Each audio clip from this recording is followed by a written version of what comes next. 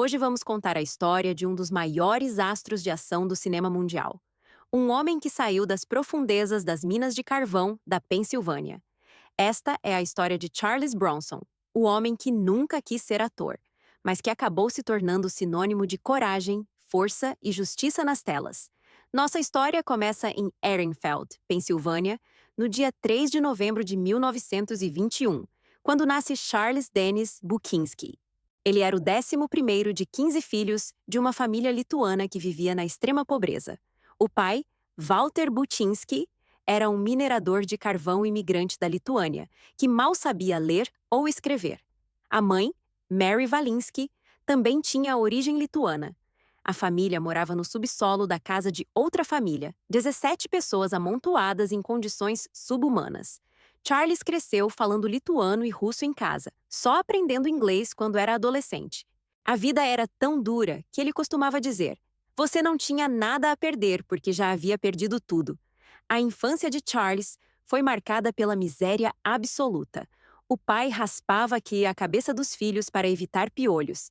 As roupas eram repassadas dos irmãos mais velhos, e como as crianças mais velhas da família eram meninas, Charles muitas vezes ia para a escola usando vestidos de suas irmãs. Ele lembrava com amargura: "Fui para a escola de vestido. E quando eu chegava em casa, tinha que emprestar minhas meias para meu irmão trabalhar nas minas de carvão." Aos 9 anos, ele já fumava, talvez tentando manter alguma sanidade naqueles momentos difíceis. Quando tinha 10 anos, o pai morreu inesperadamente de doença pulmonar causada pela inalação de carvão. A família ficou ainda mais desamparada. Aos 16 anos, Charles abandonou a escola e desceu para as minas junto com os irmãos. Trabalhava 16 horas por dia, ganhando $1 por cada tonelada de carvão que minerava. Ele se voluntariava para os trabalhos mais perigosos porque pagavam melhor. A escuridão, o pó de carvão, o calor sufocante, o perigo constante de desabamento. Tudo isso marcou profundamente o jovem Charles. Ele desenvolveu claustrofobia que o acompanharia pelo resto da vida. Como outros jovens durões de Scooptown, o bairro onde morava, ele se metia em confusões, brigava nas ruas e chegou a ser preso por assalto e agressão. Anos depois, um de seus irmãos foi lutar na Segunda Guerra Mundial e, ao voltar, declarou que preferia passar todo o tempo na guerra do que descer de novo em uma mina de carvão. Charles poderia ter ficado ali para sempre, mas a guerra mudou tudo. Em 1943, foi convocado para o exército e designado para o Corpo Aéreo. Serviu como artilheiro de cauda a bordo de um bombardeiro B-29, voando 25 missões no Pacífico contra os japoneses. Foi condecorado com a medalha Purple Heart por ferimentos em combate.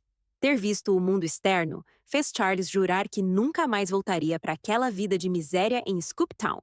Após a guerra, ele se juntou a um grupo de teatro na Filadélfia. Não foi por vocação artística, ele admitia com sinceridade. Foi porque percebeu que atores ganhavam muito dinheiro fazendo um trabalho que parecia infinitamente mais fácil do que minerar carvão. Ele dizia: "Para quem trabalhou em mina de carvão, trabalhar em cinema é a coisa mais fácil do mundo." Charles trabalhou vendendo cartões de Natal nas esquinas, pintando cenários, fazendo pequenos papéis. Na Pasadena Playhouse, melhorou sua dicção e começou a conseguir papéis maiores. Sua estreia no cinema foi em 1951, no filme Agora Estamos na Marinha, onde fez uma ponta não creditada. Durante os primeiros anos, apareceu como Charles Buczynski, em filmes como Museu de Cera, em 1953, onde interpretou Igor, o assistente mudo do personagem de Vincent Price. Em 1954, em plena era do macartismo, quando tudo que soasse russo era visto com suspeita, ele mudou seu sobrenome para Bronson, inspirado no Bronson Gate, um dos portões mais famosos dos estúdios Paramount. Em 1949, Charles havia se casado com Harriet Tendler, com quem teve 2 filhos, Susan e Tony. O casamento duraria até 1967. Durante os anos 50 e início dos 60, Bronson fez dezenas de filmes e séries, sempre em papéis coadjuvantes, geralmente como o vilão étnico ou o durão de poucas palavras. Entre 1958 e 1960, protagonizou a série Man with a Camera, Mas o verdadeiro reconhecimento veio em 1960, quando foi escalado por John Sturges para interpretar Bernard O'Reilly em Sete Homens e um Destino, ao lado de Yul Brynner e Steve McQueen. O filme foi um sucesso moderado nos Estados Unidos, mas bombeou na Europa. Bronson seguiu com papéis marcantes em Fugindo do Inferno, em 1963, onde contracenava com Steve McQueen, James Garner e James Coburn, e Os Doze Condenados, em 1967, ao lado de Lee Marvin, Ernest Borgnine e Robert Ryan.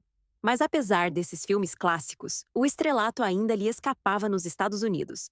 Seu rosto marcado, seus olhos puxados, sua aparência não convencional não se encaixava no padrão hollywoodiano de galã. Em 1968, duas coisas importantes aconteceram. Primeiro, ele se casou com a atriz inglesa Jill Erland, que havia sido esposa de seu amigo David McCallum. Jill tinha 3 filhos do casamento anterior. Charles tinha 2, e juntos teriam mais uma filha, Zuleika, além de adotarem Katrina.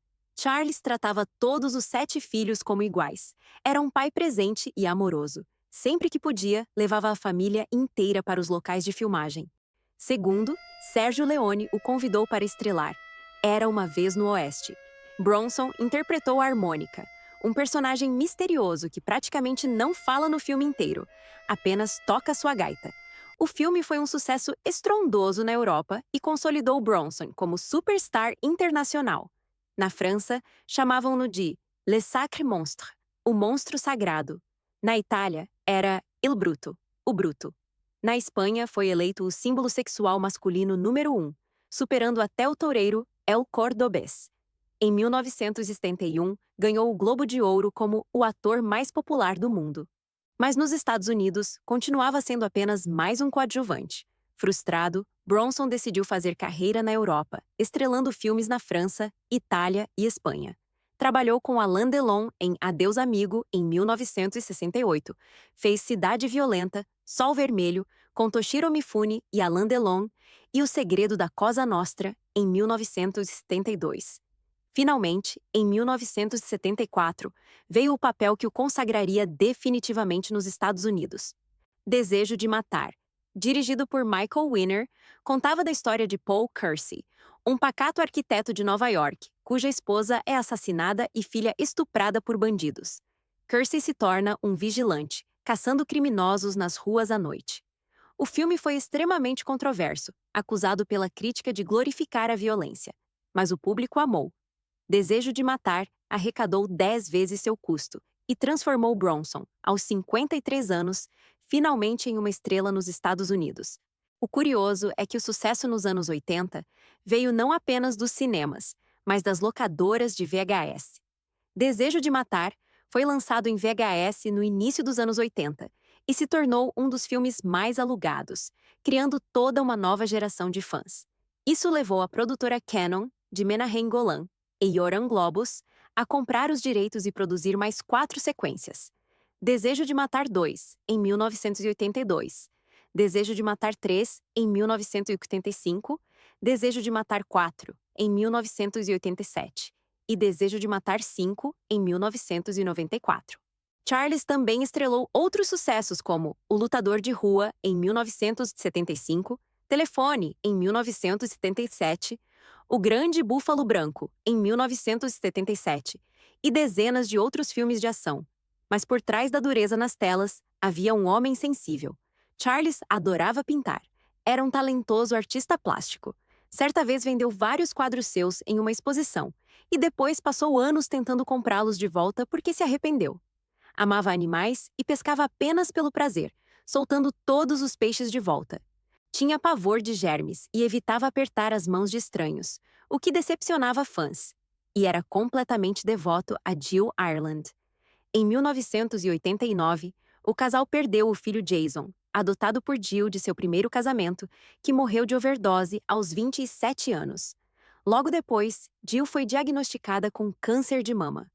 Charles ficou ao lado dela durante os 6 anos de luta contra a doença, até que ela faleceu em 1990. A dor foi devastadora. Charles mergulhou em depressão profunda. Em 1998, aos 77 anos, casou-se pela terceira vez com Kim Weeks. No mesmo ano, fez cirurgia de substituição de quadril, o que marcou praticamente o fim de sua carreira de ação. Seu último filme foi A Queima-Roupa 3, em 1999. Mas durante as filmagens, algo estava errado. Charles começou a falar devagar.